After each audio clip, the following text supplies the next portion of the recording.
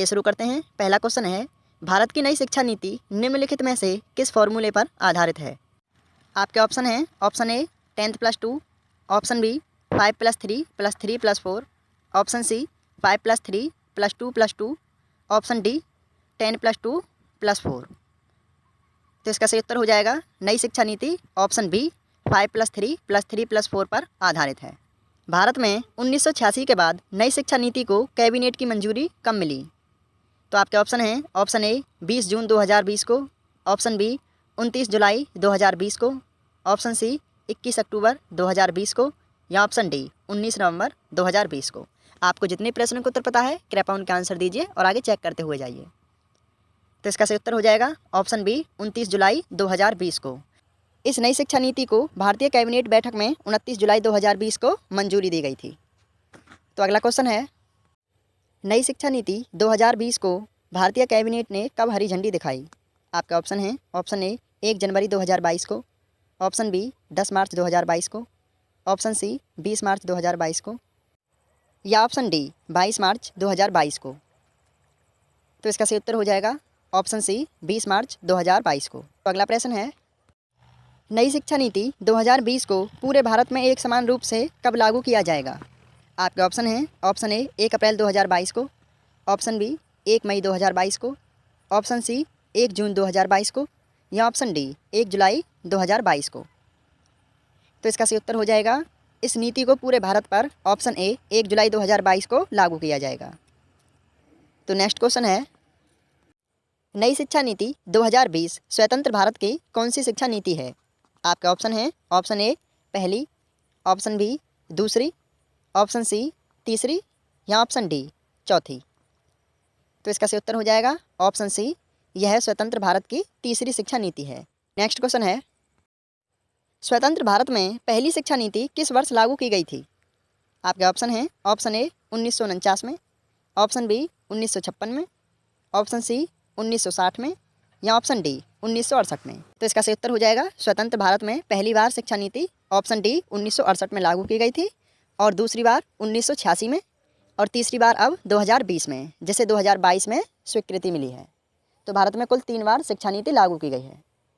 अगला प्रश्न है, भारत की पहली शिक्षा नीति निम्नलिखित में से किसके द्वारा लागू की गई थी? आपके ऑप्शन हैं, ऑप्शन ए इंदिरा गांधी के द्वारा, ऑप्शन बी राजीव गांधी के द्वारा, option C doctor Sarvepalli Radhakrishnan के द्वारा, या option D doctor APJ Abdul Kalam के द्वारा। तो इसका सही उत्तर हो जाएगा ऑप्शन ए, भारत में पहली शिक्षा नीति इंदिरा गांधी जी के द्वारा लागू की गई थी, वो भी। नेक्स्ट क्वेश्चन है, भारत की नई शिक्षा नीति 2020 के मसौदा समिति यानी ड्राफ्टिंग कमेटी के अध्यक्ष कौन हैं?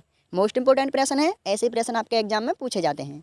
तो इसके ऑप्शन है जाएंगे, option A Ramesh Pokhriyal, option B doctor Krishnaswamy Kasturirangan, इनको के कस्तूरंगन भी कहा जाता है, ऑप्शन सी रामविलास पासवान, या ऑप्शन डी नरेंद्र मोदी। तो इसका सही उत्तर हो जाएगा ऑप्शन बी, भारत की नई शिक्षा नीति के ड्राफ्टिंग कमेटी के अध्यक्ष डॉक्टर कृष्ण स्वामी कस्तूरी रंगन हैं। प्रश्न महत्वपूर्ण है, याद रखना।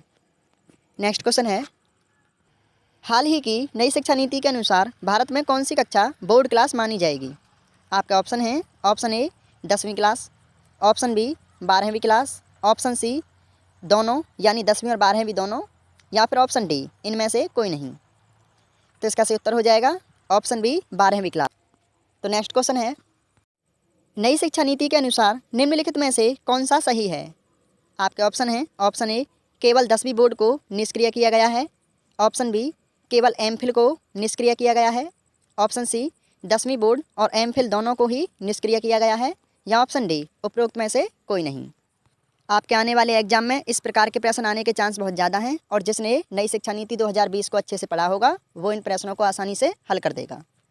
तो इसका सही उत्तर हो जाएगा ऑप्शन सी, नई शिक्षा नीति के अनुसार 10वीं बोर्ड और MPhil दोनों को ही निष्क्रिय किया गया है।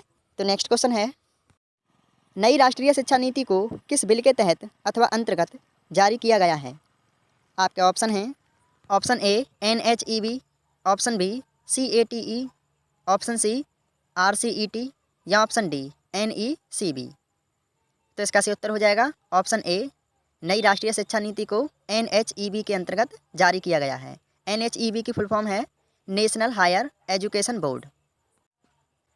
नेक्स्ट क्वेश्चन है, नई शिक्षा नीति के अनुसार कक्षा 5 तक की शिक्षा के संदर्भ में निम्नलिखित में से कौन सा सही है? तो आपके ऑप्शन हैं, ऑप्शन ए कक्षा 5 तक के सभी विद्यार्थियों को परीक्षा नहीं देनी होगी। ऑप्शन बी कक्षा 5 तक के सभी विद्यार्थियों को अंग्रेजी भाषा में पढ़ाया जाएगा। ऑप्शन सी कक्षा 5 तक के सभी विद्यार्थियों को बिना किताबों के पढ़ाया जाएगा। या ऑप्शन डी कक्षा 5 तक की शिक्षा मातृभाषा तथा स्थानीय भाषा या क्षेत्रीय भाषा में होगी। तो इसका सही उत्तर हो जाएगा ऑप्शन डी, कक्षा 5 तक की सभी शिक्षा मातृभाषा तथा स्थानीय या क्षेत्रीय भाषा में होगी।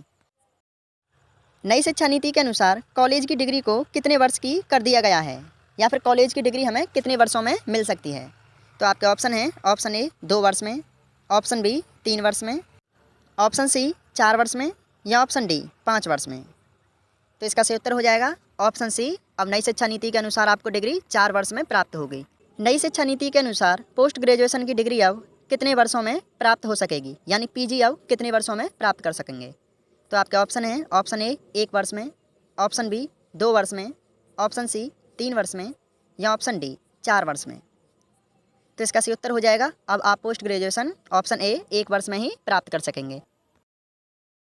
नई शिक्षा नीति पर भारत सरकार ने जीडीपी का कितना पैसा या फिर कितना प्रतिशत पैसा खर्च करने की बात कही है? आपके ऑप्शन हैं, option A 2%, option B 6%, option C 10%, या ऑप्शन डी 15%। तो इसका सही उत्तर हो जाएगा ऑप्शन बी, नई शिक्षा नीति पर भारत की जीडीपी का 6% हिस्सा खर्च होगा।